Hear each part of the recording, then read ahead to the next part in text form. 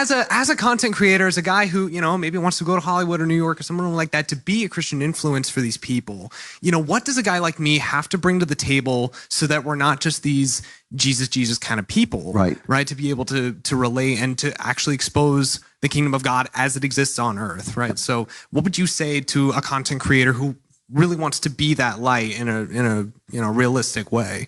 Well, first of all, I think that you cannot be one of the problems that insurgent movements have, whether it's conservatism, which is now kind of the cool, now conservative kind of the rebels, or Christians trying to move in. One of the problems that insurgent movements have is a kind of secret hope that the people that they're trying to kill will love them. So we call it being John McCain. When you secretly are hoping that the New York Times will love you for pointing out that the New York Times is the worst paper on earth, right? But you're secretly hoping they'll do a feature about you, The movie business, which I've worked in extensively at this point, it is pretty much as bad as you think it is. And it's incredibly hard to get into, and everybody wants to do it.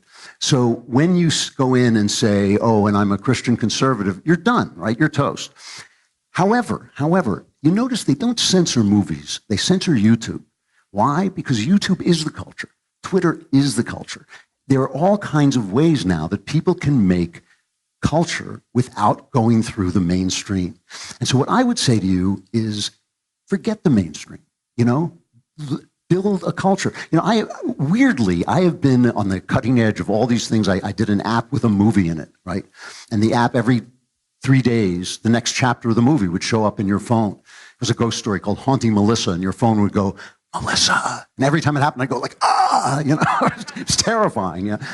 I mean, that stuff takes money, but there are people willing to give the money, and some of it doesn't take money. Ultimately, I hate to say this because it's such a cliche, but if you build it, they will come. The movie business is dead. The movie business is virtually a charity at this point. TV is dying for content. If they see something good on YouTube, they will come after you.